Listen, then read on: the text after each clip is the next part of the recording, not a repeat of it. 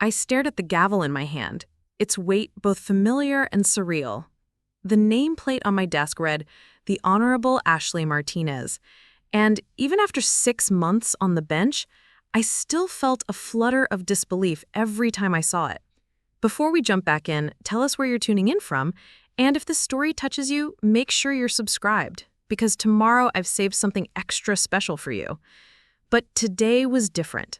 Today, my sister Jessica would walk through those courtroom doors as opposing counsel, forced to address me as Your Honor. The same sister who once told me I'd never amount to anything more than a waitress at a dive bar. The irony was so perfect, it almost hurt. The morning it all began to change, I was 28 years old and felt like I was drowning. I stood in the cramped bathroom of the studio apartment I shared with 2 roommates in downtown Phoenix, staring at my reflection in the cracked mirror. Dark circles shadowed my eyes from working double shifts at Romano's diner, and my hands were permanently stained with coffee and grease no matter how hard I scrubbed them. My community college textbooks sat unopened on my nightstand, buried under a pile of unpaid bills and rejection letters from 4-year universities.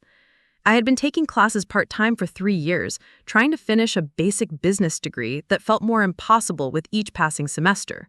Between rent, groceries, and textbooks, every paycheck disappeared before I could even think about saving for a real future. My guidance counselor had gently suggested I consider more realistic goals after I mentioned wanting to eventually go to law school. The words stung because deep down, I was starting to believe she might be right. That particular morning, I was getting ready for what I hoped would be my last shift at Romano's. I had an interview at a small accounting firm later that afternoon. Nothing glamorous, just a receptionist position, but it paid $3 more an hour and offered health insurance. It felt like climbing Everest just to reach base camp. My phone buzzed with a text from Jessica. "Family dinner tonight at Mom's. Try not to be late for once." The casual dismissiveness in those 11 words was so typical of my older sister that I almost laughed. Jessica had never worked a service job in her life. After graduating summa cum laude from Arizona State University, she'd landed a position at Carmichael and Associates, one of Phoenix's most prestigious law firms. She drove a silver BMW, lived in a penthouse downtown, and never let any of us forget how successful she was. The drive to my parents' house in Scottsdale always felt like traveling between 2 different worlds. I pulled my beat-up Honda Civic into the driveway next to Jessica's gleaming car, already feeling the familiar knot of inadequacy forming in my stomach. The contrast was impossible to ignore. Her car probably cost more than I made in 2 years. Mom answered the door with her usual warm smile, though I caught the slight wince when she noticed the new grease stain on my work uniform. "Ashley, honey, I'm so glad you could make it. Jessica has been telling us about her latest case. She might make partner soon." Of course she was. Jessica was already seated at the dining room table, looking effortlessly polished in a cream-colored blazer and pearls. Her dark hair was styled in a perfect chignon, her manicure flawless. She barely glanced up from her phone when I walked in. "Ashley's here," Mom announced unnecessarily. "I can see that. Though I'm surprised you found time in your busy schedule of serving pancakes and failing college classes." The words hit like a physical blow, but I'd learned to hide my reactions over the years. Dad cleared his throat uncomfortably and changed the subject to Jessica's recent courtroom victory. I sat quietly, picking at my food while she regaled them with stories of depositions and settlements, her voice carrying that particular tone of someone who knew they were the most important person in the room. Preparing and narrating this story took us a lot of time, so if you are enjoying it, subscribe to our channel. It means a lot to us. Now, back to the story. After dinner, I helped Mom clear the dishes while Jessica and Dad discussed her career prospects in the living room. Mom squeezed my shoulder as I loaded the dishwasher. "Don't mind your sister, sweetheart. She doesn't mean anything by it. She's just focused on her career right now." But I knew better. Jessica had always been this way, even as children. She was 2 years older and had made it her mission to remind me of my place in the family hierarchy. I was the screw-up, the one who couldn't get her act together, the disappointment.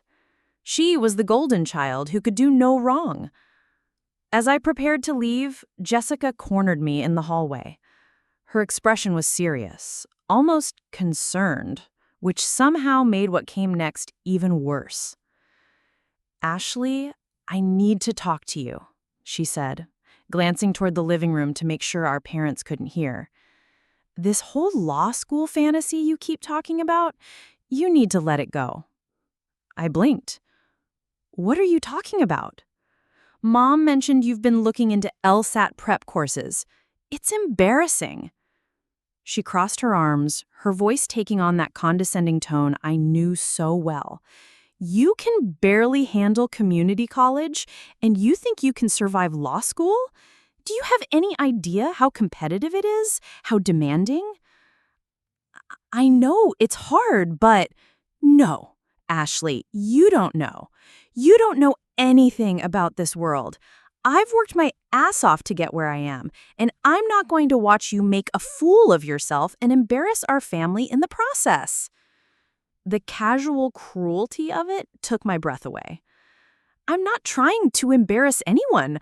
I just think I could—" "You could what? Become a lawyer?"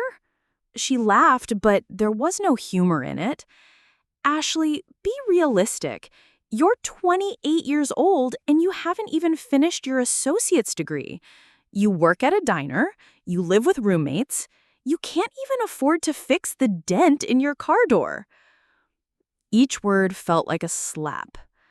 She wasn't wrong about the facts, but the way she said it, the complete dismissal of any possibility that I could be more than what I was in that moment, it was devastating. "You know what you should do? Take that receptionist job you interviewed for today. Build some stability. Maybe find a nice guy who can take care of you. Stop chasing these ridiculous dreams that are never going to happen." I stared at her, feeling something crack inside my chest. "Why are you being so cruel?" "I'm not being cruel. I'm being honest. Someone has to be." She softened her voice slightly, which somehow made it worse. "Ashley, you're not cut out for this.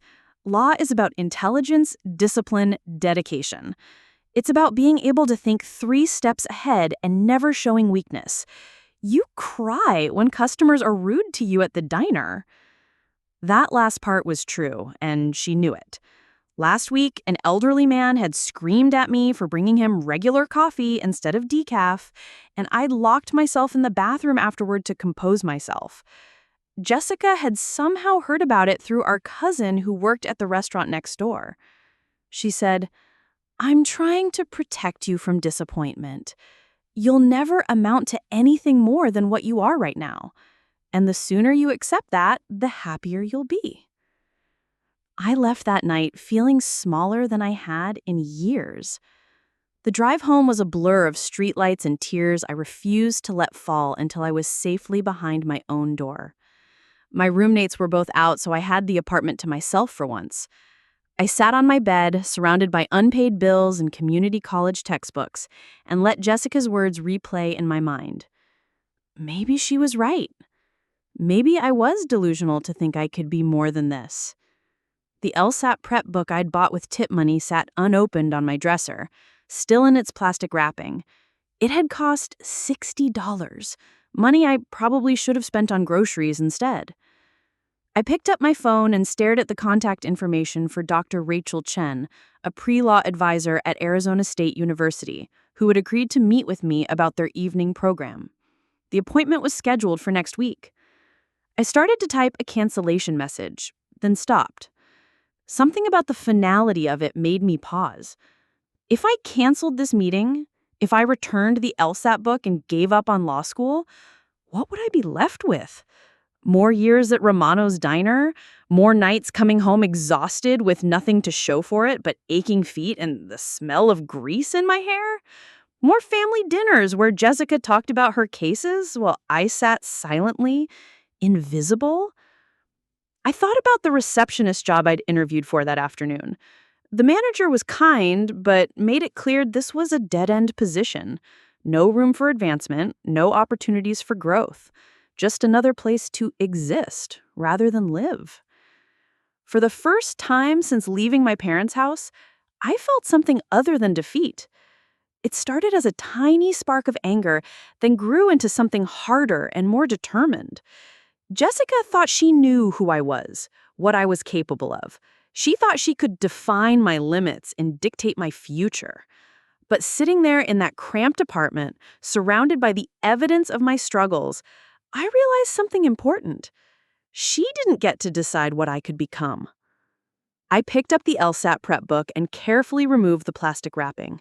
The pages smelled like possibility and fear in equal measure. I opened to the first chapter and began to read, even though it was nearly midnight and I had to be at work in 8 hours. That night, I made a decision that would change everything.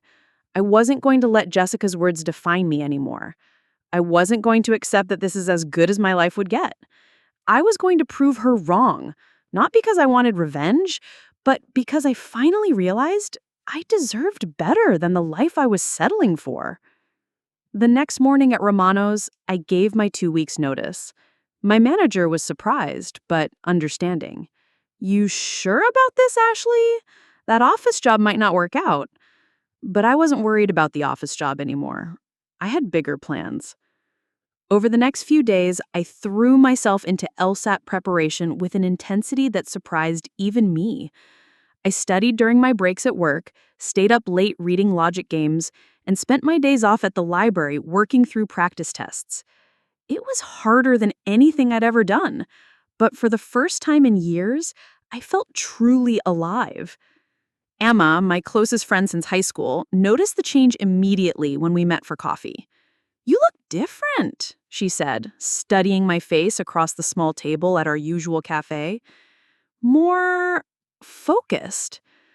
I told her about the conversation with Jessica, about the decision I'd made to pursue law school seriously. Emma listened without judgment, nodding encouragingly as I outlined my plan. "It's going to be hard," I admitted.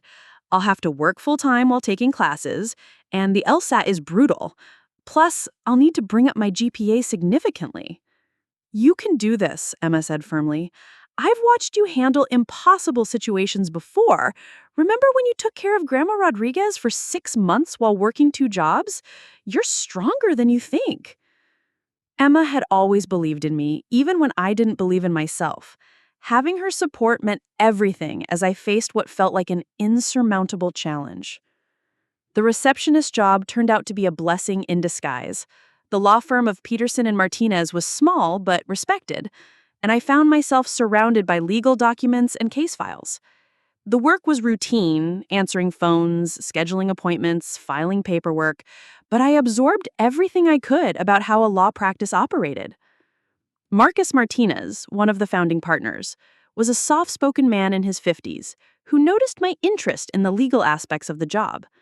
One afternoon, he found me reading a brief during my lunch break. He said, "Studying for something?" I looked up, embarrassed to be caught reading. Confeted documents was just, well, I was curious about the legal reasoning in this case. Instead of reprimanding me, he sat down at the break room table. "What did you think of the argument?" I hesitated, then decided to be honest. I think the precedent they're citing might not be as strong as they claim. The circumstances in that case were different enough that it might not apply here. Marcus raised an eyebrow. "Interesting observation. Are you studying law?" I told him about my plans for law school, expecting the same dismissive reaction I'd gotten from others. Instead, Marcus nodded thoughtfully. "Law school is challenging, but if you're willing to work hard, it can be incredibly rewarding. If you decide to apply, let me know. I'd be happy to write you a recommendation letter." That conversation was a turning point. For the first time, someone in the legal profession saw potential in me rather than impossibility. Marcus became an informal mentor, letting me observe client meetings when appropriate and explaining complex legal concepts during slow periods at the office. Months passed in a blur of studying, working, and slowly rebuilding my confidence. The LSAT was scheduled for December, and I felt as prepared as I could be given my circumstances.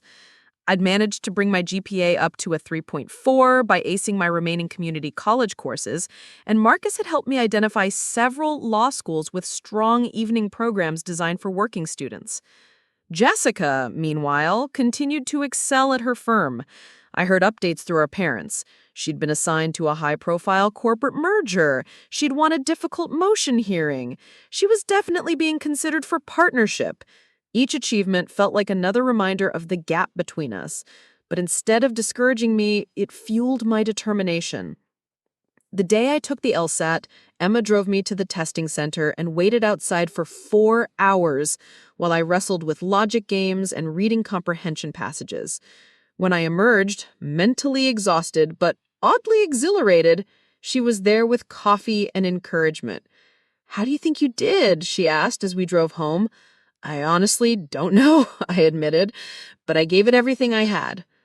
The wait for scores felt eternal. I threw myself into law school applications, spending hours crafting personal statements and gathering transcripts.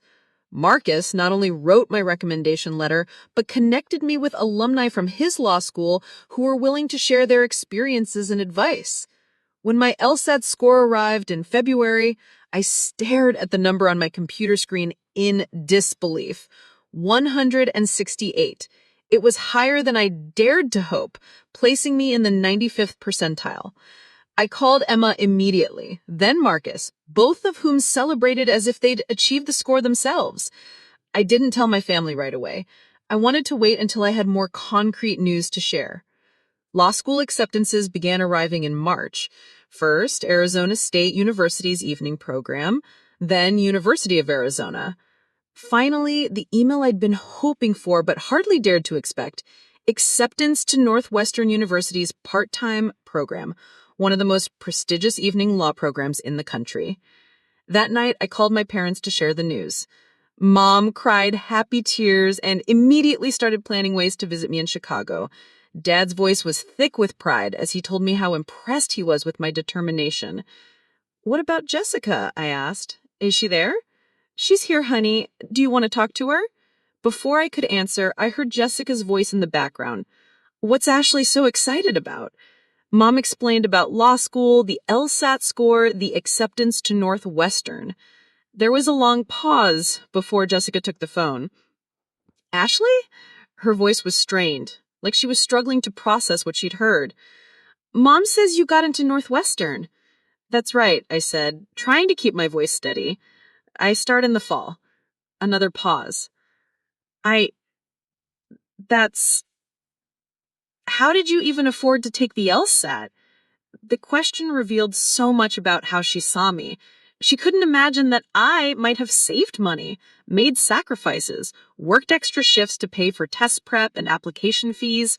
In her mind, I was still the irresponsible sister who couldn't manage her finances. "I figured it out," I said simply. "Well," she said finally, "I guess we'll see how you handle the workload. Law school isn't like community college."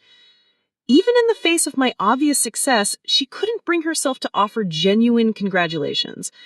But for the first time, her dismissiveness didn't hurt. If anything, it strengthened my resolve. Northwestern's evening program was exactly what I needed. Classes met 4 nights a week from 6 to 10 p.m., allowing me to continue working during the day. I found a small apartment near campus and threw myself into studying with the same intensity I'd brought to LSAT preparation. Constitutional law, contracts, torts, criminal law, each subject fascinated me in ways I hadn't expected. I discovered I had a particular aptitude for constitutional law and legal writing. My professors noticed my preparation and participation, and several encouraged me to consider honors review or law review. The workload was crushing, but I had been preparing for this my entire adult life without realizing it. Years of working multiple jobs had taught me time management. Years of dealing with difficult customers had taught me patience and resilience. Years of being underestimated had taught me to let my work speak for itself. By the end of my first year, I was ranked in the top 10% of my class. By the end of my second year, I'd made law review and secured a summer internship with a federal judge in Chicago. The internship was unpaid, but I'd saved enough from my receptionist job to cover rent for the summer. Judge Patricia Hoffman was a brilliant woman who had been on the federal bench for 15 years. She was known for her sharp legal mind and her commitment to mentoring young lawyers, particularly women. Working in her chambers was like getting a masterclass in judicial reasoning and legal analysis. You have excellent instincts, Judge Hoffman told me midway through the summer. Have you considered pursuing a judicial clerkship after graduation? The suggestion took my breath away. Judicial clerkships were among the most prestigious positions available to new law graduates, typically reserved for students from the very top of their class at elite schools. I don't know if I'd be competitive for something like that, I admitted. Judge Hoffman looked at me with the same expression Marcus had worn when I'd analyzed that brief 3 years ago. Ashley, you're working at a level I rarely see from students, even from Harvard and Yale. Don't sell yourself short. That conversation planted a seed that grew throughout my final year in law school. I researched judicial clerkships, learned about the application process, and began to imagine a future I'd never dared to consider before. Senior year brought new challenges and opportunities. I was elected to Law Review's editorial board, graduated summa cum laude, and received the award for outstanding achievement in constitutional law. When graduation day arrived, my parents made the trip to Chicago, along with Emma and Marcus. Jessica didn't come. She had a big case she couldn't leave, Mom explained apologetically, but I could see in her eyes that she was disappointed in Jessica's absence. I didn't let it dampen my celebration. As I walked across that stage to receive my law degree, I thought about the woman I'd been 4 years ago. Exhausted, defeated, convinced that Jessica might be right about my limitations. The transformation felt miraculous, but I knew it had been built through thousands of small choices, late nights, and moments when I'd chosen to keep going despite my fears. Judge Hoffman was in the audience that day, beaming with pride as if she were her own daughter. After the ceremony, she pulled me aside. She said, "I have news," she said, her eyes twinkling. "Judge Catherine Wells of the Arizona Supreme Court has agreed to interview you for a clerkship position. She was impressed with your writing sample and my recommendation." My heart stopped. A clerkship with the Arizona Supreme Court would be an incredible opportunity, and it would mean returning home to Phoenix. The interview was scheduled for the following month. Judge Wells turned out to be every bit as intimidating as the rumors. Brilliant as her reputation suggested, she grilled me for 2 hours on everything from constitutional interpretation to judicial philosophy to my career goals. At the end of the interview, she leaned back in her chair and studied me carefully. "Your background is unusual for someone in your position," she said. "Most of our clerks come from traditional paths, prestigious undergraduate schools, top law schools, wealthy families. You've had to work for everything you've achieved." I wasn't sure if that was a compliment or an observation, so I simply nodded. "I think that perspective would be valuable in this chambers," she continued. "The position is yours if you want it." I accepted on the spot. The year I spent clerking for Judge Wells was transformative in ways I hadn't anticipated. I worked on cases involving everything from death penalty appeals to corporate disputes to constitutional challenges.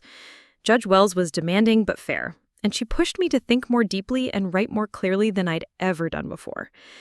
More importantly, she introduced me to the possibility of a judicial career. "Have you ever considered becoming a judge yourself?" she asked one afternoon as we reviewed a particularly complex case. The question seemed absurd. I'm 25 years old and barely a year out of law school.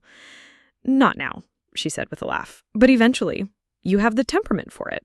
Careful, analytical, fair-minded, and your background gives you a perspective that would serve the bench well."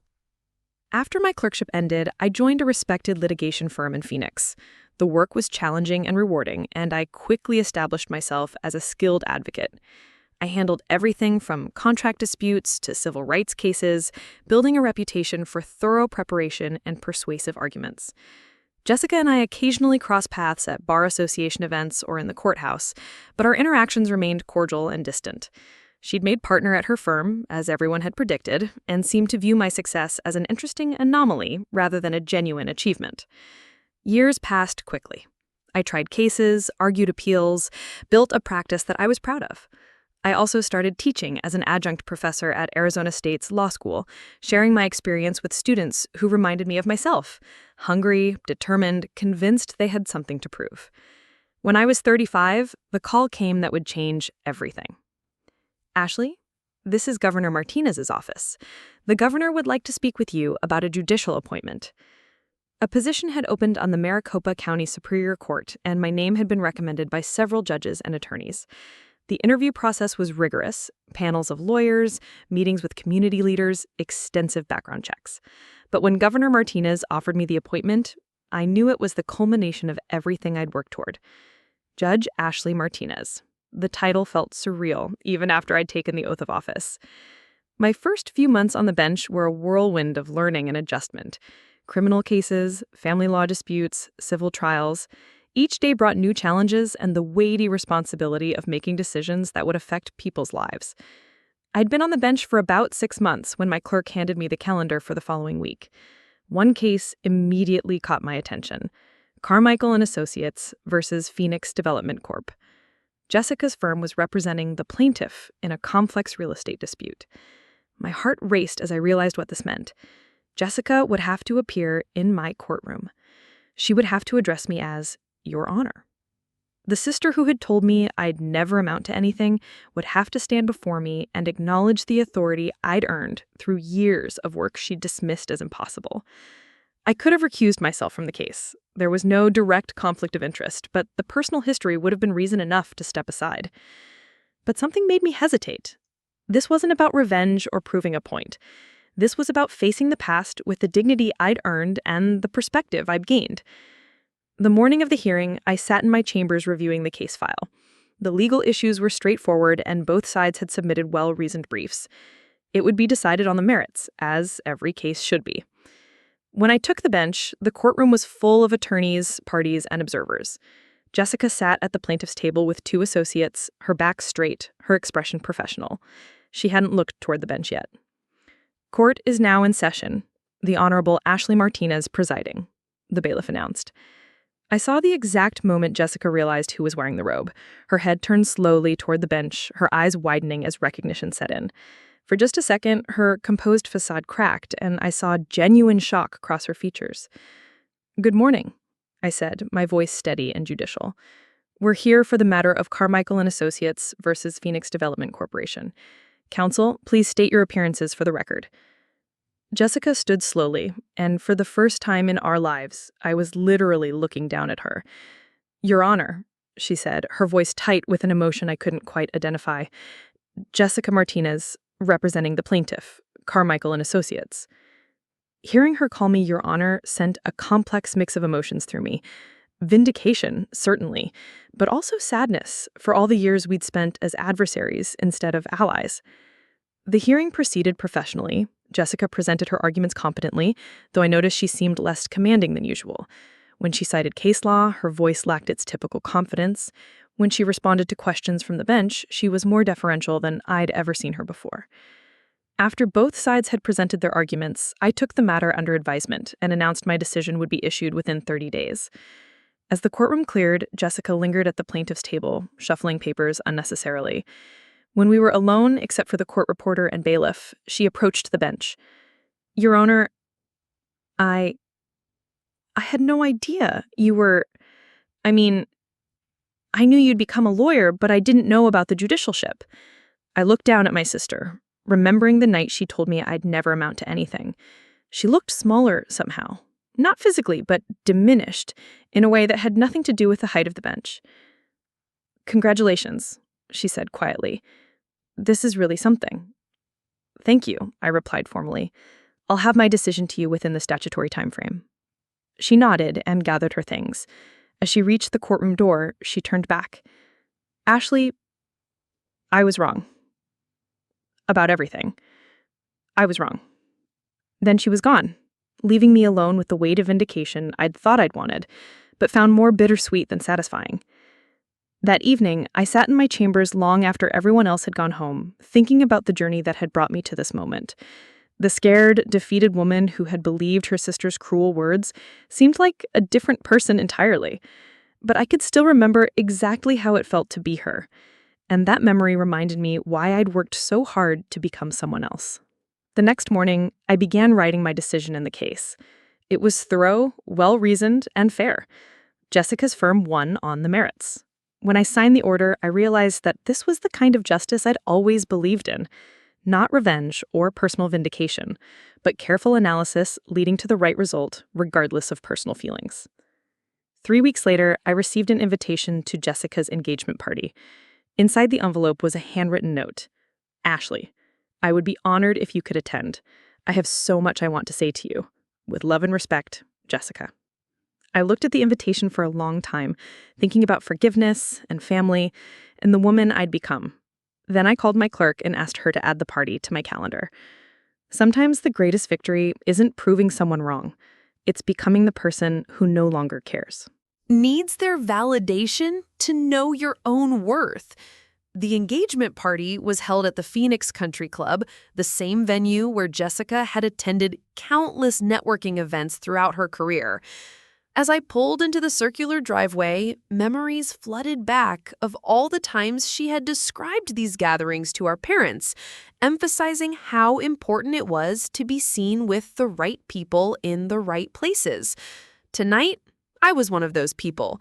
I had chosen my outfit carefully, a navy blue dress that was elegant but not flashy, paired with the pearl earrings my grandmother had left me.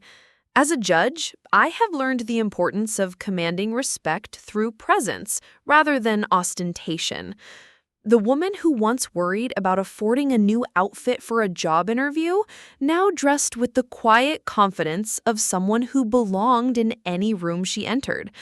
The valet took my keys with a respectful nod, and I walked through the club's ornate entrance. The sound of conversation and laughter drifted from the main ballroom, where crystal chandeliers cast warm light over clusters of Phoenix's legal and business elite. I recognized many faces from my years practicing law and my recent time on the bench. "Judge Martinez," called out Thomas Carmichael, the senior partner at Jessica's firm. I turned to see him approaching with a genuine smile. "What an honor to have you here tonight. Jessica speaks of you often." I wondered what version of our relationship Jessica had shared with her colleagues. The successful sister who had always supported her ambitions, or something closer to the truth about our complicated dynamic. "Congratulations on the engagement," I replied diplomatically. "Jessica deserves every happiness." Thomas nodded enthusiastically. "She's marrying a wonderful man, David Wellington. He's a federal prosecutor. They met when their cases intersected last year. You'll love him." As if summoned by the mention of his name, a tall man with kind eyes and graying temples appeared at Thomas's side. David Wellington had the bearing of someone accustomed to courtrooms and high-stakes negotiations, but his smile was warm and unguarded. "You must be Ashley," he said, extending his hand. "Jessica has told me so much about you. I have to say, I'm incredibly impressed by your judicial appointment. Federal prosecutors don't often get the chance to appear before state court judges, but your reputation for fairness and thoroughness has reached our office." His words seemed genuine, without the political calculation that often characterized interactions at legal gatherings. I found myself liking him immediately, which complicated my feelings about the evening. If Jessica had found someone worthy of her, someone who clearly respected my achievements, what did that say about the assumptions I had carried into this room? "Thank you," I said. "Jessica mentioned you work in federal court. What brings you to state practice?" "Actually, I'm considering a transition. The demands of federal prosecution can be intense, and I'm looking forward to building a life that allows for better balance. Jessica and I have talked about starting a family, and I want to be present for that in ways my current position doesn't allow." The vulnerability in his admission surprised me. This was not the conversation I had expected to have with my sister's fiancé. The man she was marrying valued family and work-life balance, principles that seemed at odds with the Jessica I had known, who had always prioritized career advancement above everything else. Before I could respond, I felt a presence behind me. I turned to see Jessica approaching, her face carefully composed but her eyes betraying a nervousness I rarely seen in her. "Ashley," she said softly, "I'm so glad you came. She looked stunning in a champagne-colored dress that complemented her dark hair perfectly. But there was something different about her demeanor, less of the commanding presence I associated with my sister, and more of the uncertainty I remembered from our childhood. "Thank you for inviting me," I replied. "David was just telling me about his work." Jessica's eyes moved between David and me, as if trying to gauge the tone of our conversation. "Yes, he's brilliant at what he does. The office will miss him when he transitions to private practice." We stood there for a moment, the three of us, with years of unspoken history hanging in the air. David seemed to sense the undercurrent of tension, though he couldn't have understood its source. "I should let you two catch up," he said tactfully. "Ashley, it was a pleasure meeting you. I hope we'll have many opportunities to talk in the future." As David moved away to greet other guests, Jessica and I were left alone for the first time since that day in my courtroom.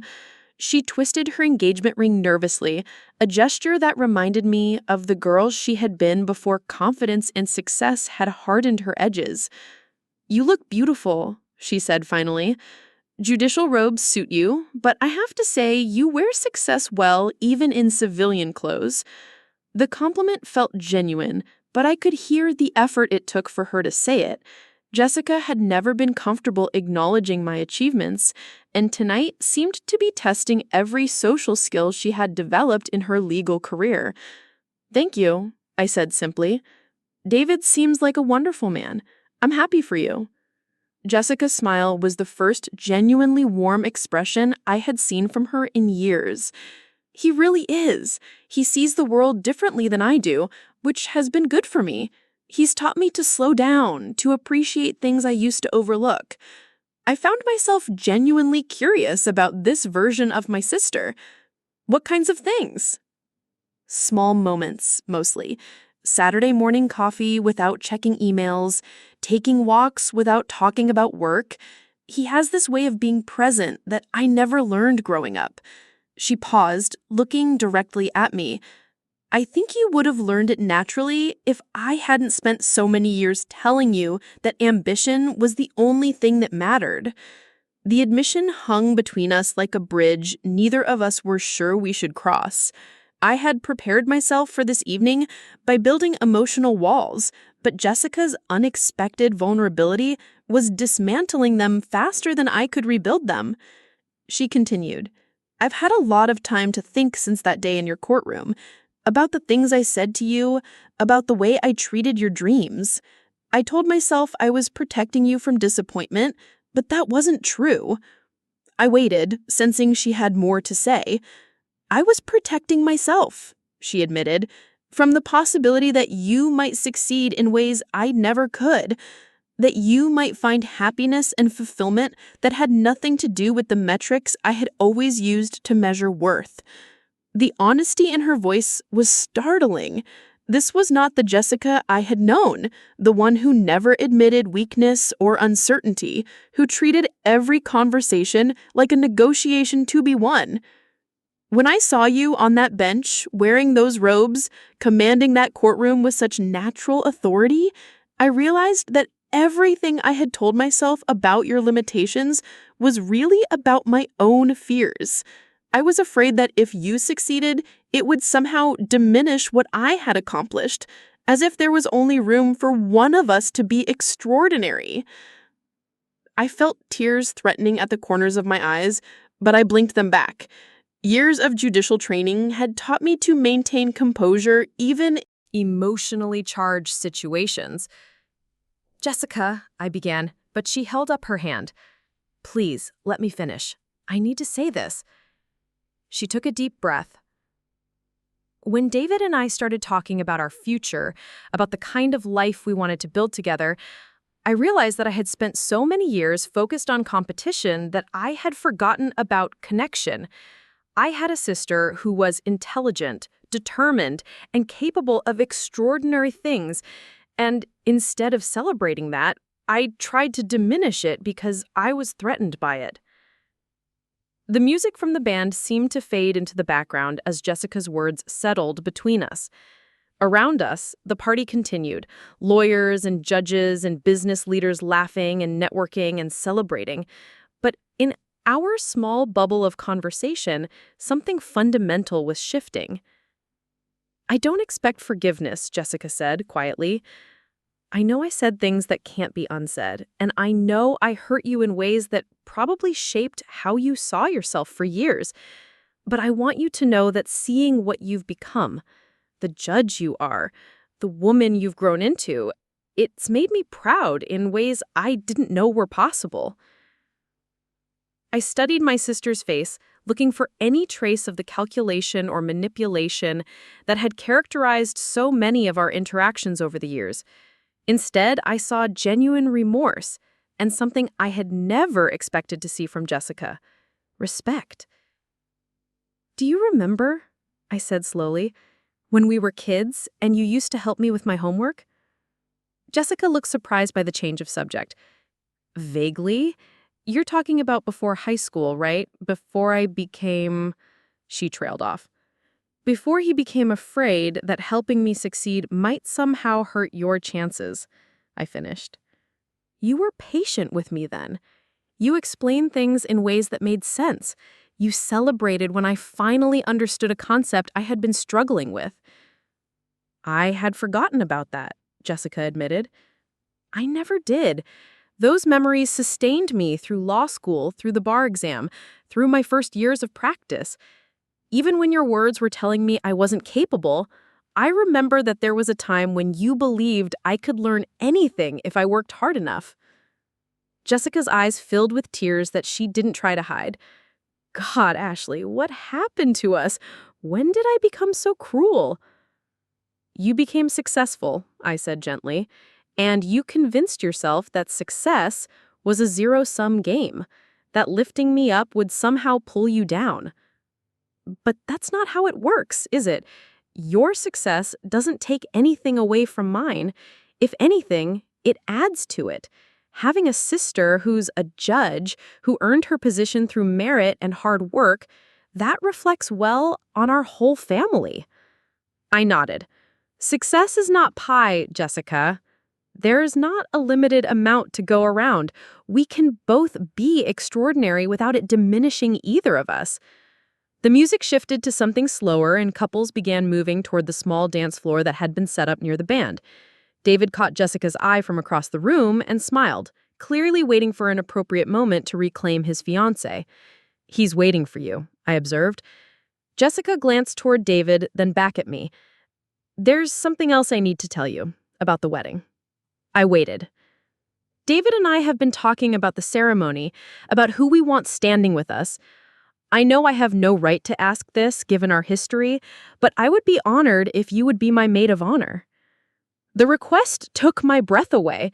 After years of feeling like Jessica was embarrassed by my very existence, she was asking me to stand beside her on the most important day of her life.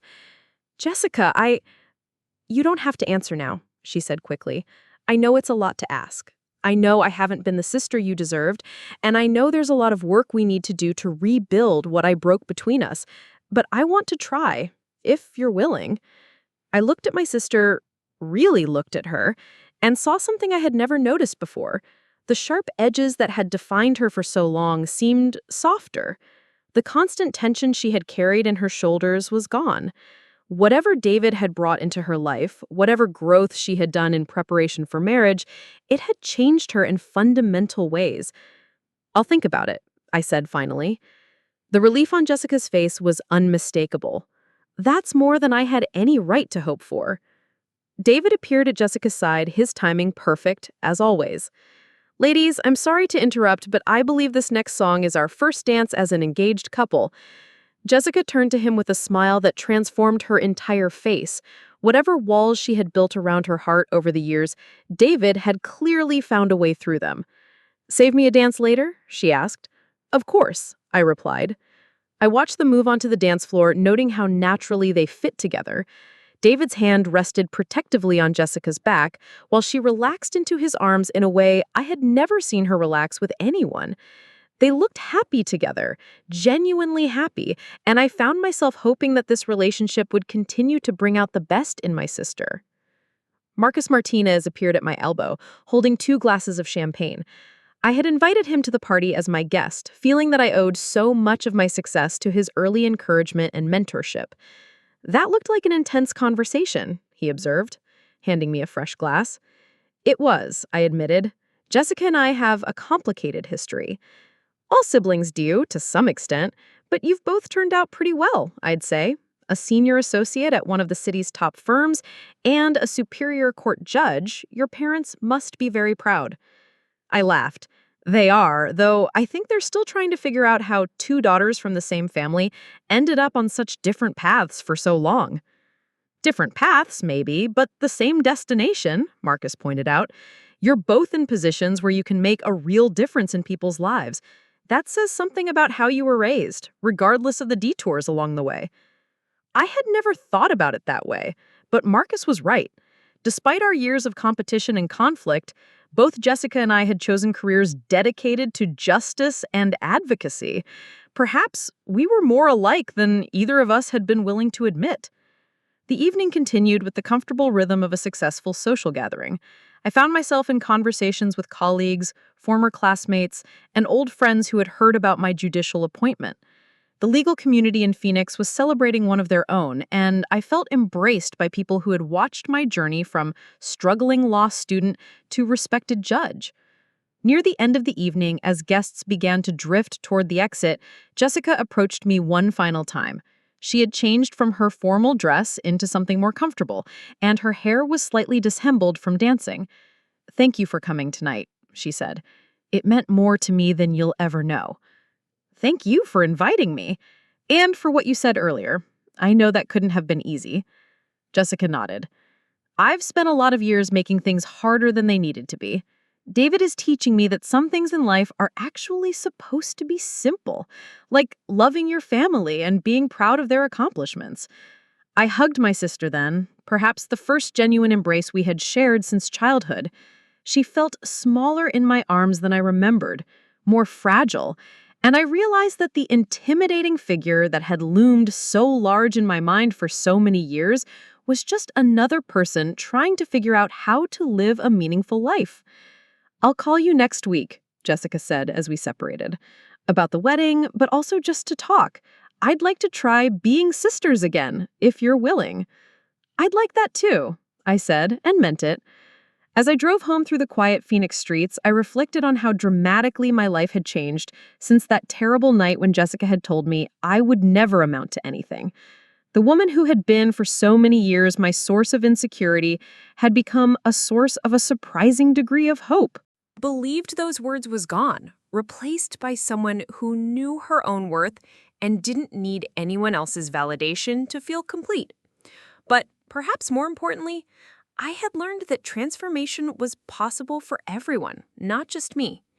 Jessica's evolution from the cruel, competitive sister of my memories to the vulnerable, genuine woman I had spoken with tonight proved that people could change, that old wounds could heal, and that even the most damaged relationships could be rebuilt with enough effort and honesty. The next morning, I sat in my chambers preparing for another day of hearings and decisions. My nameplate still filled me with pride, and I still felt the weight of responsibility that came with wearing judicial robes. But now I also felt something else. Hope for a future that included not just professional success, but personal reconciliation and family healing. When my clerk knocked on the door to announce that court was ready to convene, I stood and smoothed my robes. Another day of dispensing justice awaited, another opportunity to make a positive difference in people's lives. But for the first time in years, I was looking forward to after work as much as work itself. I had a sister to rebuild a relationship with and a future that looked brighter than I had ever dared to imagine. The phone call came on a Tuesday morning while I was reviewing case files in my chambers. My secretary's voice crackled through the intercom with an unusual note of excitement. "Judge Martinez, I have Governor Rodriguez on line 1. She says it's urgent." I set down my pen and straightened in my chair. Calls from the governor's office were rare, and when they came, they usually meant significant changes were on the horizon. I had been serving on the Superior Court for 3 years now and had developed a reputation for handling complex cases with both efficiency and fairness.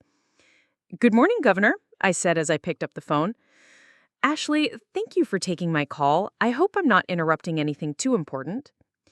Governor Rodriguez's voice carried the warmth that had made her popular across party lines, but I could detect an undercurrent of serious business. "Not at all. How can I help you?" "I'm calling about Justice Patricia Hendricks. As you may have heard, she's announced her retirement from the Arizona Supreme Court effective at the end of this term. I'm beginning the process of considering nominees for her replacement." My heart began to race. An appointment to the state's highest court was the pinnacle of judicial service, a position that shaped law and policy for millions of people. I had never even allowed myself to dream of such a possibility. "Your name has come up repeatedly in my conversations with legal scholars, practicing attorneys, and fellow judges," the governor continued. "Your record on the Superior Court has been exemplary. Your opinions are well-reasoned, your courtroom is managed efficiently, and you've shown remarkable judgment in some very difficult cases." I found myself gripping the phone tighter. "I'm honored to be considered, Governor. The position would require confirmation by the state Senate, as you know. It's a rigorous process, and the scrutiny can be intense. But I believe you have the qualifications and temperament to serve with distinction on our highest court." After we concluded the call with plans for a formal interview the following week, I sat in stunned silence. The Arizona Supreme Court. It seemed impossible that the woman who had once been told she wasn't smart enough for law school was now being considered for one of the most prestigious judicial positions in the state. I called Emma first, as I had with every major milestone in my life. Her squeal of excitement was so loud, I had to hold the phone away from my ear. "Ashley, this is incredible! Do you realize what this means? You could be making decisions that affect constitutional law, civil rights, criminal justice reform. This is huge." "It's just a consideration," I reminded her, though my own excitement was building. "Nothing's decided yet." "Are you kidding me? Of course they're going to choose you. You've been brilliant at every level. This is your destiny." After Emma, I called Marcus, who had remained a mentor and friend throughout my judicial career. His response was more measured, but equally enthusiastic. "Ashley, this doesn't surprise me at all. I've been watching your career with great pride, and I've seen how you've handled every challenge with grace and wisdom. The Supreme Court would be lucky to have you." As the news began to spread through the legal community, the support was overwhelming. Former colleagues, law school professors, and attorneys who had appeared before my court reached out with congratulations and encouragement. Even Judge Hoffman, my federal mentor from law school, called from Chicago to express her excitement. But there was one call I needed to make myself. Emma answered on the second ring, her voice bright with the happiness that had characterized her demeanor since her engagement 6 months earlier.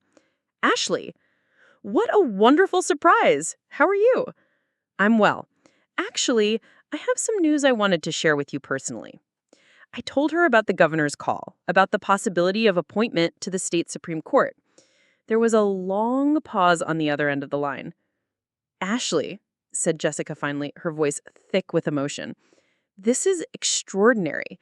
I mean, I knew you were an exceptional judge, but the Supreme Court, do you understand what an honor this is?"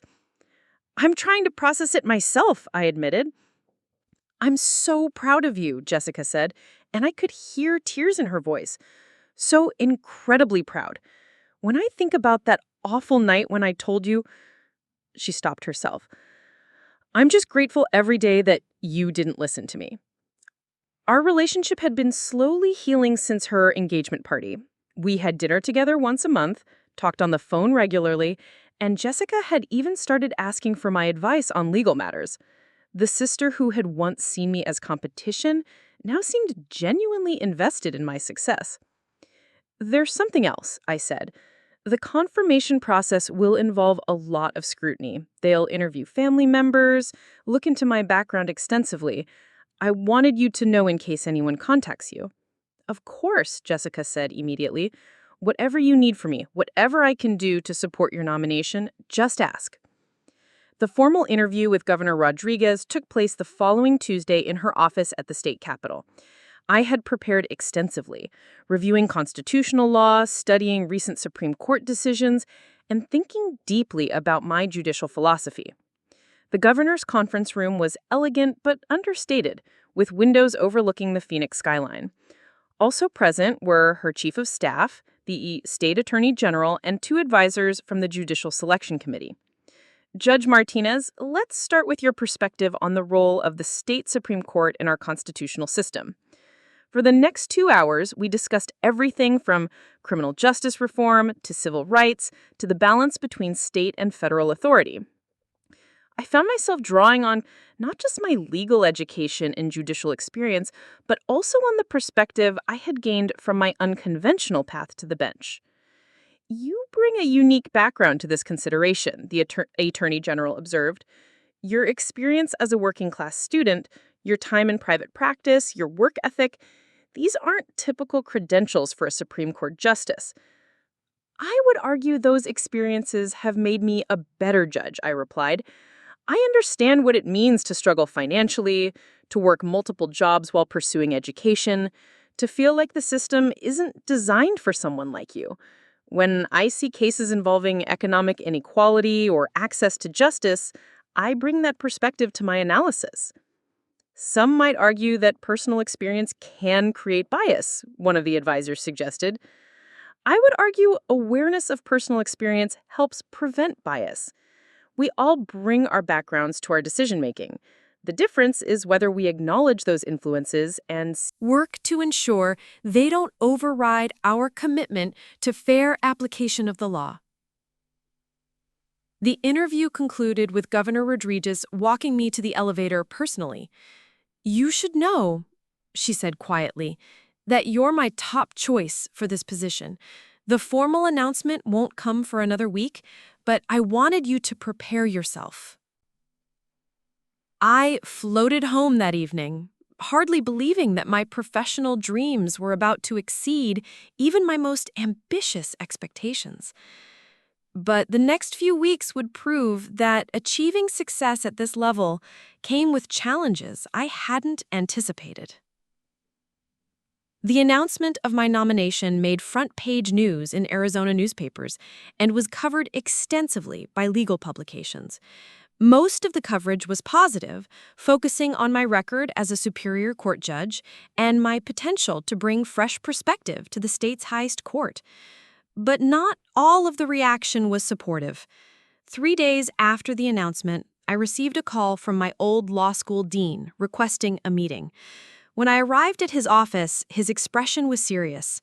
"Ashley, I wanted to discuss some concerns that have been raised about your nomination." "What kind of concerns?"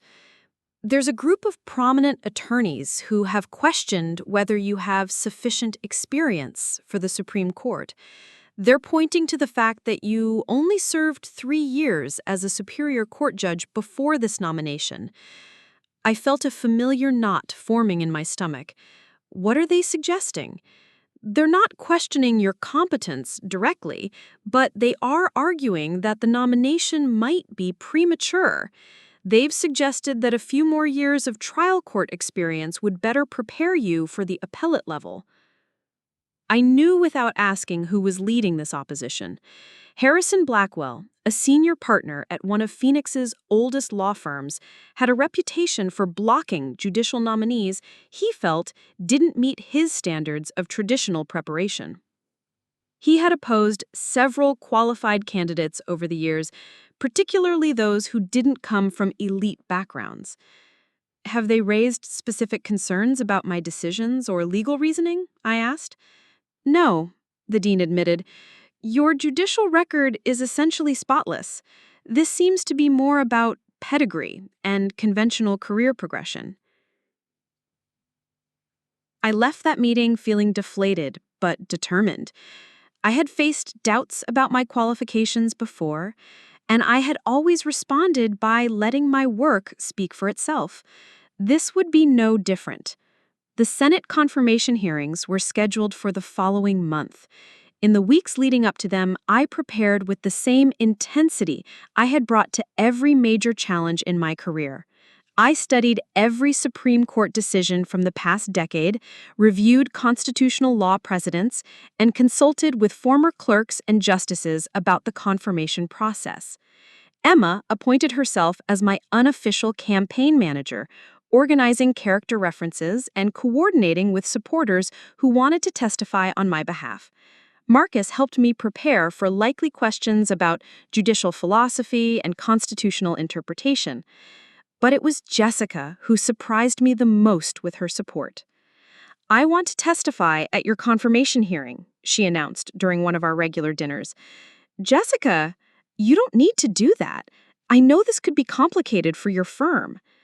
"My firm will support whatever I choose to do," she said firmly. "But more importantly, I want to do this. I want to publicly acknowledge the remarkable judge and person you've become." "Are you sure? The questions could be difficult. They might ask about our past relationship, about things you said when we were younger." Jessica nodded solemnly. "I've thought about that. If they ask, I'll tell them the truth, that I was wrong about your potential, that I let my own insecurities make me cruel, and that watching your career has taught me more about character and determination than any law school class ever did." The confirmation hearings began on a Monday morning in the state Senate chambers. The room was packed with attorneys, journalists, and interested citizens. I sat at a table facing the senators with my family and supporters filling the gallery. Senator Patricia Gomez, the Judiciary Committee chair, called the hearing to order and introduced me with a summary of my qualifications and record. Then came the questions. For 3 hours, I fielded inquiries about everything from constitutional interpretation to case management to judicial ethics. The questions were thorough but fair, and I felt confident in my responses. The real test came when Harrison Blackwell was called to testify in opposition to my nomination. Blackwell was a distinguished-looking man in his 70s with silver hair and the bearing of someone accustomed to having his opinions carry weight. He spoke eloquently about the importance of experience and traditional qualifications for Supreme Court justices. "Judge Martinez is undoubtedly a competent trial judge," he conceded. "But the Supreme Court requires a different level of expertise. Appellate work, constitutional analysis, the ability to shape law for decades to come. These require seasoned judgment that comes only with extensive experience." He stopped short of saying I was unqualified, but his implication was clear. I was too young, too inexperienced, too far removed from the traditional path to the state's highest court. When it was time for supporters to testify, a parade of impressive character witnesses took the podium. Judge Wells spoke about my analytical skills and judicial temperament. Marcus testified about my work ethic and integrity. Emma talked about my commitment to justice and fairness. Then Jessica was called. She walked to the witness table with confidence, wearing a navy suit that projected professional authority. When she stated her name and title for the record, I heard a murmur of recognition from the gallery. Jessica's reputation in the legal community was well established. "Senator Gomez, members of the committee, I'm here today to speak in support of Judge Ashley Martinez's nomination to the Arizona Supreme Court. I come before you not just as a colleague in the legal profession, but as someone who has known the nominee her entire life. I am her sister." She paused, gathering herself for what I knew would be difficult testimony. "I want to be completely honest with this committee about my relationship with Ashley because I believe it demonstrates something important about her character. For many years, I did not support her dreams of becoming a lawyer. In fact, I actively discouraged her. I told her she wasn't smart enough, not suited for the profession, would never amount to anything in the legal field. The chamber was completely silent now. Even the reporters had stopped taking notes to listen. I was wrong, Jessica continued, her voice growing stronger. Not just wrong about Ashley's potential, but wrong about what qualifies someone for excellence in the law. I believed that success came only through traditional paths, elite credentials, and conformity to established expectations. Ashley taught me that true excellence comes from determination, integrity, and an unwavering commitment to justice. She turned slightly to look at me directly.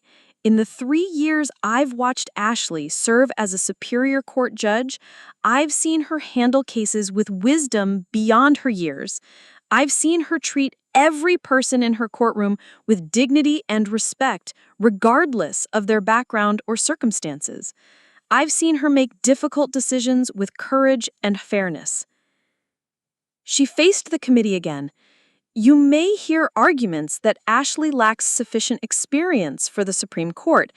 I would argue that she has exactly the right kind of experience that includes understanding what it means to work for everything you achieve, to overcome obstacles through merit rather than privilege, to serve justice rather than just the law. Martinez embodies that understanding in ways that no amount of traditional experience could provide.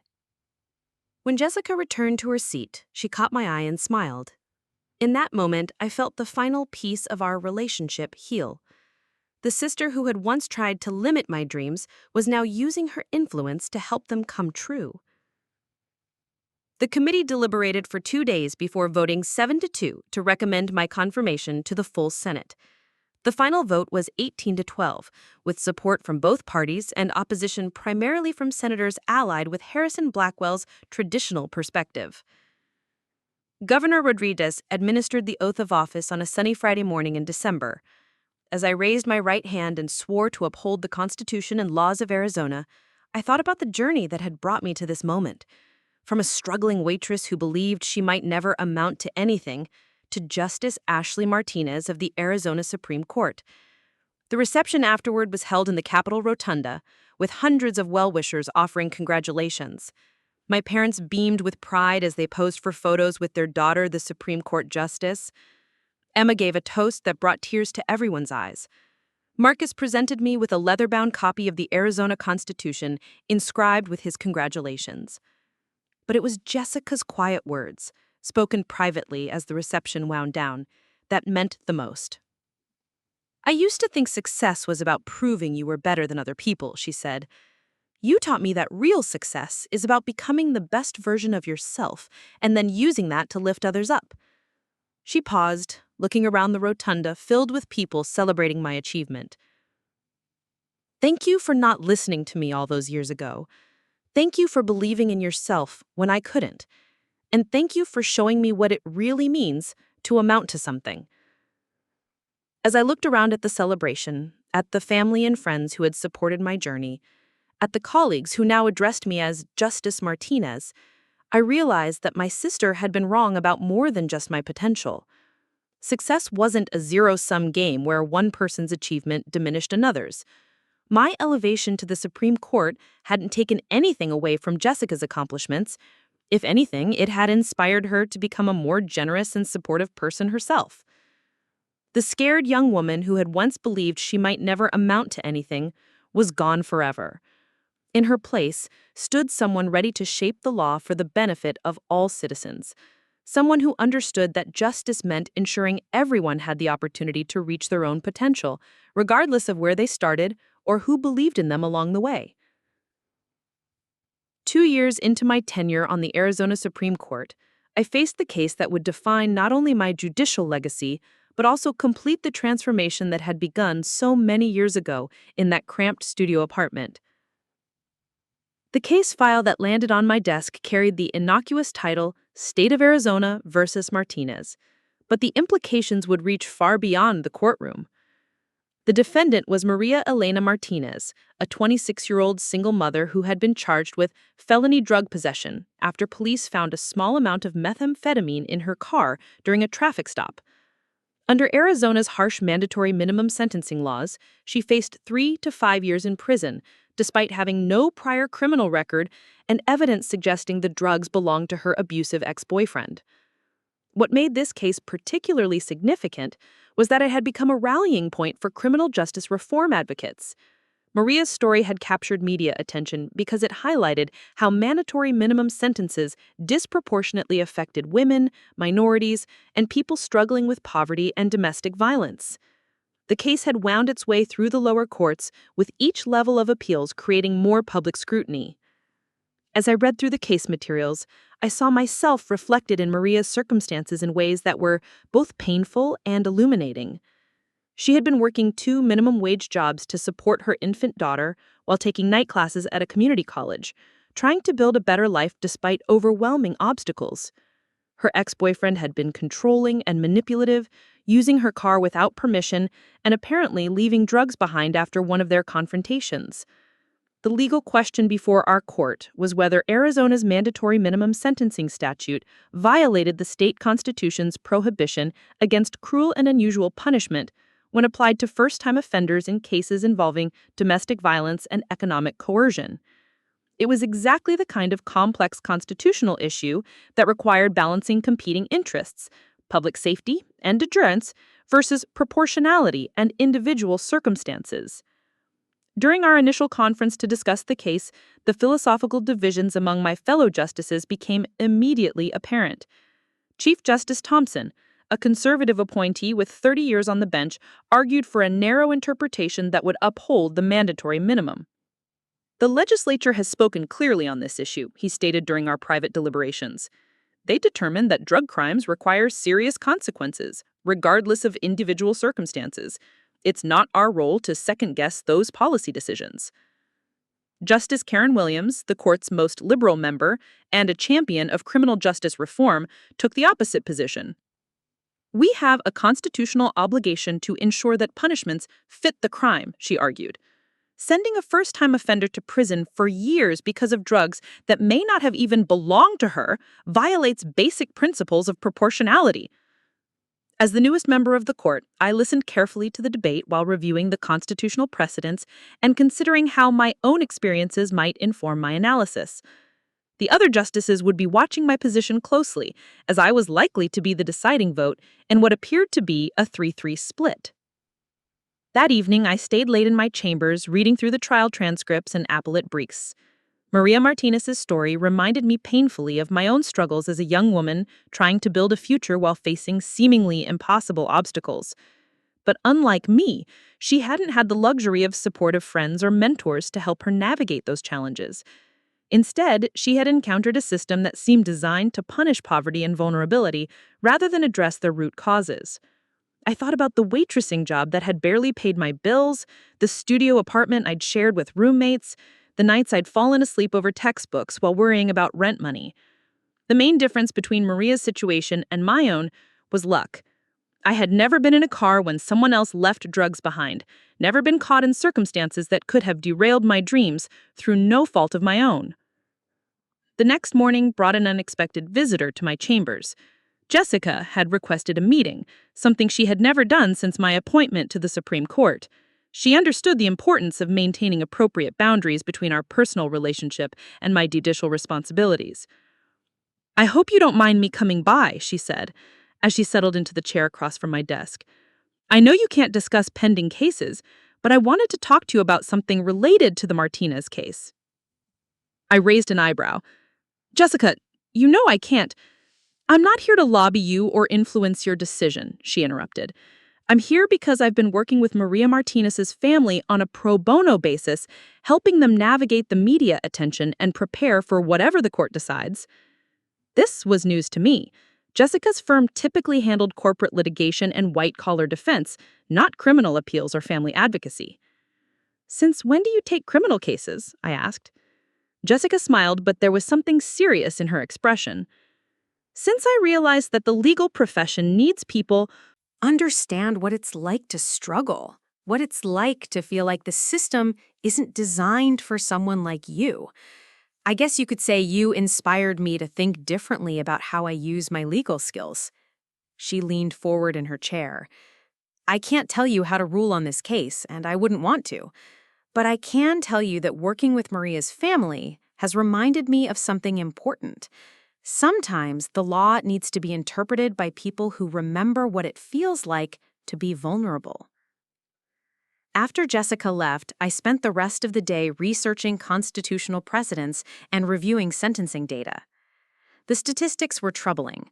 Mandatory minimum sentences had led to a 300% increase in Arizona's female prison population over the past decade, with the majority of those women being first-time offenders charged with low-level drug crimes.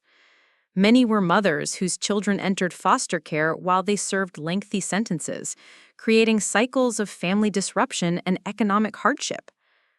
But I also had to consider the arguments in favor of mandatory minimums. Prosecutors argued that they provided consistency and deterrence, preventing judges from being too lenient in drug cases. Law enforcement pointed to statistics showing that strict drug laws had helped reduce overall crime rates in certain communities. The oral arguments were scheduled for the following week, and I knew that my questions and comments during the hearing would be closely scrutinized for hints about my position. The courtroom was packed with advocates from both sides, journalists, law students, and community members who understood that this decision could affect countless lives. Maria Martinez sat in the gallery with her mother and infant daughter, a young woman whose future hung in the balance. She looked tired but determined, wearing what appeared to be her best outfit and holding herself with dignity despite the circumstances. When our eyes met briefly, I saw something familiar in her expression, the same mixture of hope and fear I had carried through my own struggles. The state's attorney argued first, emphasizing the importance of upholding legislative intent and maintaining consistent application of drug laws. Your Honors, he concluded, the legislature has determined that drug crimes pose a serious threat to public safety. The defendant's personal circumstances, however sympathetic, cannot override the clear mandate of the law.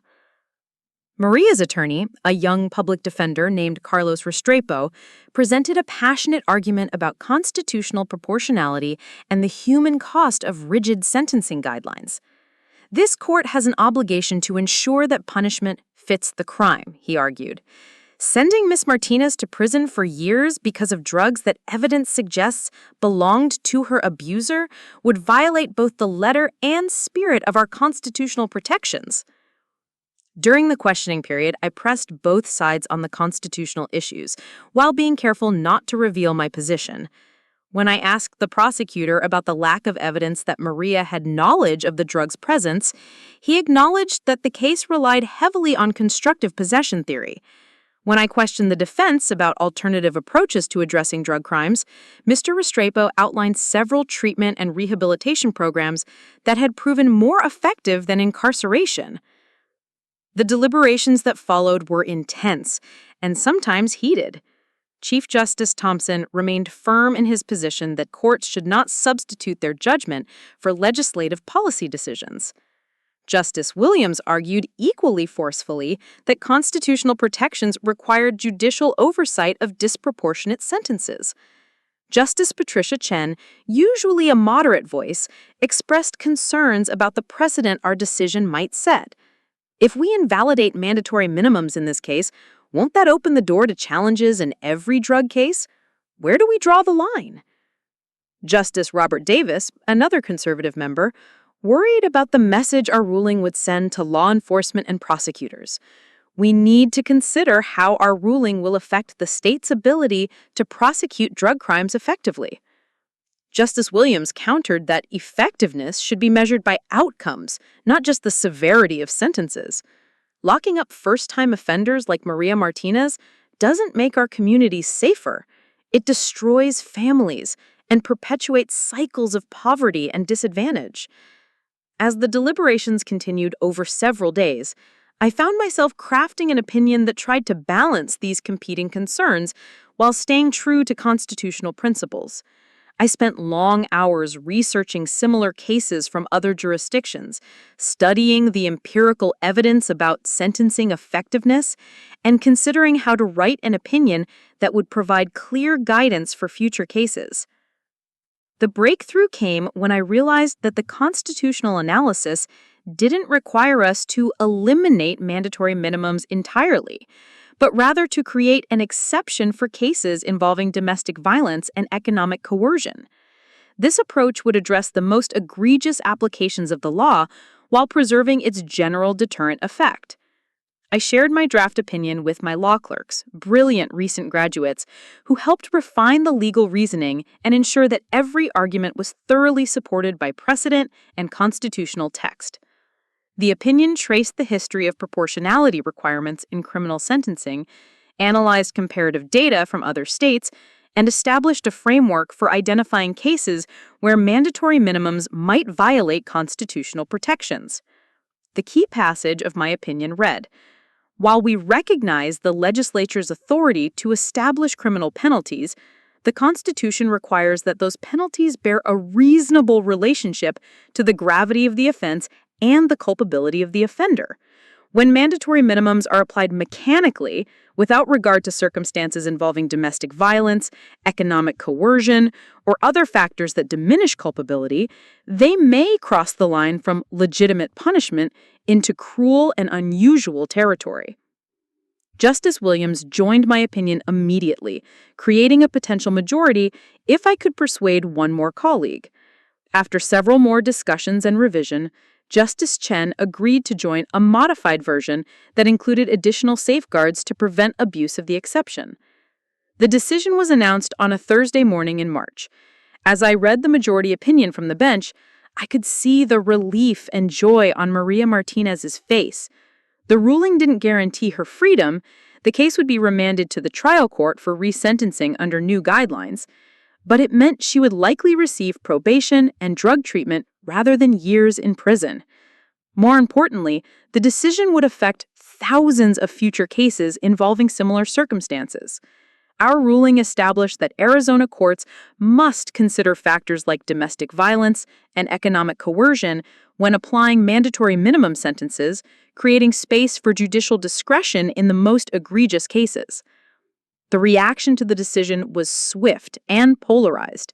Criminal justice reform advocates hailed it as a landmark victory for proportionality and constitutional protections. Conservative prosecutors and some law enforcement officials criticized it as judicial overreach that would hamper their ability to fight drug crimes effectively. But the response that meant the most to me came in a handwritten letter from Maria Martinez herself, delivered to my chambers a week after the decision. "Your Honor, I know you probably can't respond to this letter, but I wanted you to know how grateful I am for your decision. Not just because it means I can stay home with my daughter, but because it shows that someone in power understands what it's like to struggle, what it's like to feel like the system isn't designed for someone like you. I can finish my degree too. Maybe I can build a better life for my daughter. Thank you for showing me that people like us can make it." Reading that letter, I understood that my journey from waitress to Supreme Court justice had been about more than personal achievement. It had been preparation for moments like this, when my experiences and perspective could make a real difference in other people's lives. That evening, I called Jessica to thank her for the work she had done with Maria's family. "You realize," I told her, "that letter you wrote to the court about my nomination was right. The Supreme Court does need justices who understand that the law serves all people." "I'm learning that lesson myself," Jessica replied. "Working with Maria's family taught me more about the real impact of legal decisions than all my corporate cases combined. I think I'm going to start taking more pro bono cases, especially ones involving women and families facing the kind of struggles we both remember." The Martinez decision became one of the most cited cases in my tenure on the court, referenced in law review articles and judicial decisions across the country. But more than its legal significance, it represented the completion of a personal journey that had begun with Jessica's cruel words so many years earlier. The woman who had been told she would never amount to anything had not only achieved success beyond her wildest dreams, but had used that success to ensure that others facing similar struggles would have a fairer chance at justice. In the end, proving Jessica wrong had been less important than proving to myself and others that transformation was possible, that the circumstances of your beginning don't have to determine the impact of your ending. As I sat in my chambers that night, looking out at the Phoenix skyline and reflecting on the long road that had brought me to this moment, I realized that Jessica had been right about one thing. I would never amount to the person she thought I should be. I had become something far better, someone who remembered where she came from and used that memory to serve others still fighting for their place in the world. 10 years had passed since my appointment to the Arizona Supreme Court, and I stood in the marble-columned rotunda of the state capitol building preparing to deliver the keynote address at the annual Women in Law Symposium. The irony wasn't lost on me that the same building where I had once been sworn in as a justice now hosted an event where I would speak about overcoming barriers and achieving the impossible.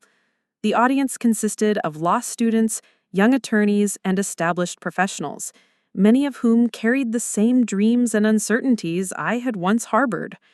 As I looked out at their faces, I saw echoes of my younger self, the determination mixed with doubt, the hope tempered by practical concerns about whether someone like them could truly succeed in such a demanding profession. Jessica sat in the front row, her expression radiating pride. She had been elected managing partner of her firm the previous year, a position she used to champion diversity and mentorship programs. Next to her sat Maria Martinez, now a paralegal, working toward her law degree through the evening program I had helped establish at Arizona State University. The scholarship fund I had created in her honor had already helped dozens of first-generation college students pursue legal careers. "Ladies and gentlemen," I began, my voice carrying clearly through the hall, 15 years ago, I was serving pancakes at a diner in downtown Phoenix, convinced that my dreams of becoming a lawyer were nothing more than fantasies. I had been told by someone I trusted that I would never amount to anything, that I should accept my limitations and stop reaching for goals that were supposedly beyond my capabilities. I paused, allowing the weight of those words to settle over the audience. Today, I stand before you as Chief Justice of the Arizona Supreme Court, having been unanimously elected by my colleagues to lead our state's highest court. But more importantly, I stand here as proof that the circumstances of your beginning do not determine the possibilities of your ending. The applause was warm but brief, as I could see the audience was eager to hear the story behind the transformation. I had learned over the years that people were hungry for authentic accounts of overcoming adversity, not just platitudes about persistence and hard work. The person who told me I would never succeed was my own sister. She meant to protect me from disappointment, but her words nearly convinced me to abandon my dreams entirely. The difference between where I was then and where I am now wasn't talent or luck. It was the decision to define my own worth, rather than accepting someone else's assessment of my potential. I shared the key moments of my journey, the LSAT preparation while working double shifts, the law school applications submitted with tip money, the nights spent studying in my car between jobs because my apartment was too noisy. But I also emphasized the people who believed in me when I couldn't believe in myself, Emma's unwavering friendship, Marcus's mentorship, Judge Wells' guidance. Success is rarely a solo achievement. It requires us to find and nurture the relationships that sustain us through difficult periods, but it also requires us to become the kind of person others want to invest in, someone who works with integrity, treats others with respect, and remains committed to growth even when progress feels impossible. The question and answer session that followed was spirited and engaging. A first-year law student asked how I maintained confidence during the most challenging periods. A young prosecutor wanted to know how I balanced ambition with family relationships. A third-generation attorney inquired about overcoming imposter syndrome in elite professional environments. Each question allowed me to explore different aspects of the journey, while emphasizing that transformation was possible for anyone willing to commit to the process.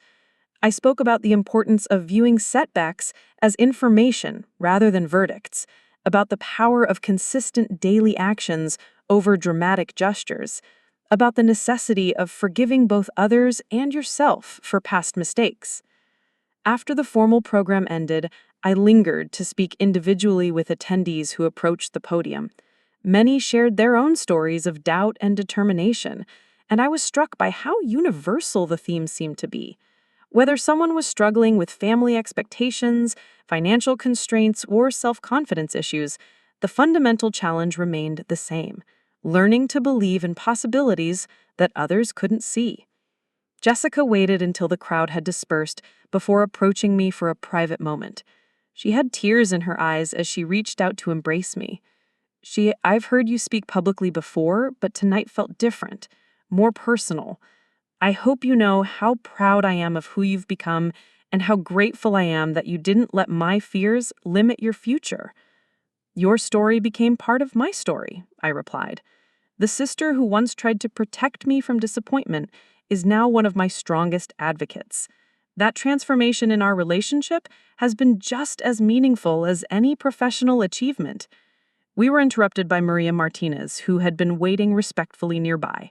She looked radiant in her professional attire, carrying herself with the confidence of someone who had rebuilt her life from the ground up.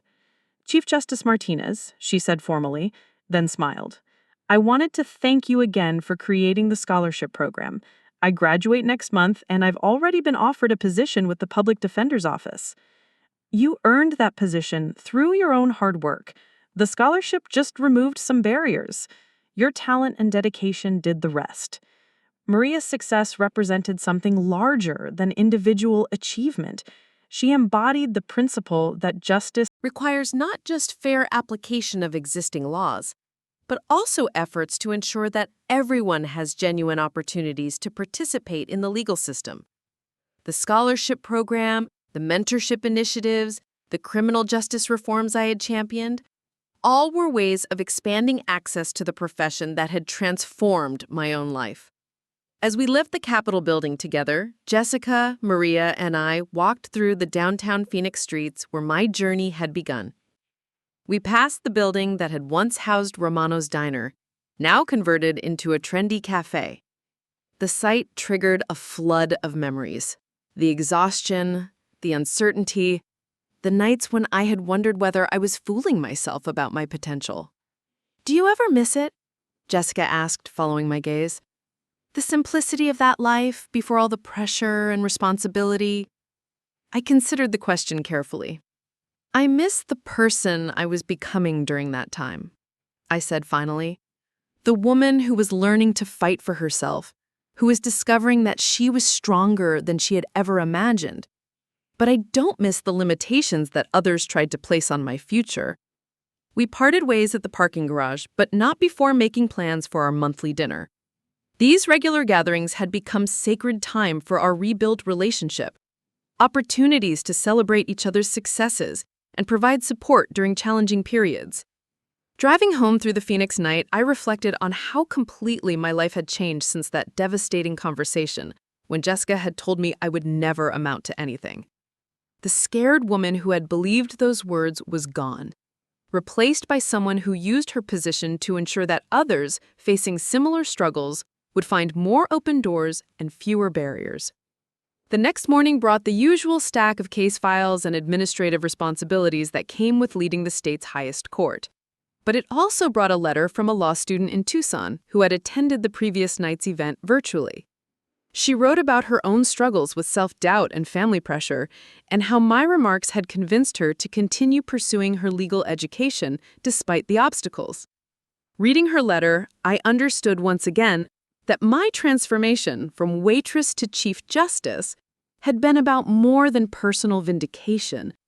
It had been preparation for a lifetime of service, a platform for ensuring that the legal profession remained accessible to people from all backgrounds, and an opportunity to prove that excellence could emerge from the most unlikely circumstances.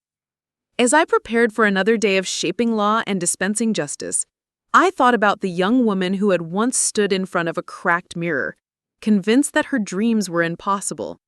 She could never have imagined the life that awaited her, but her willingness to keep trying despite the doubt and discouragement had made it all possible. Sometimes the greatest gift we can give ourselves is refusing to accept other people's limitations on our potential. Sometimes the most powerful transformation begins with the simple decision to prove that we are capable of more than anyone ever expected, including ourselves. Up next, you've got 2 more standout stories right on your screen. If this one hit the mark, you won't want to pass these up. Just click and check them out.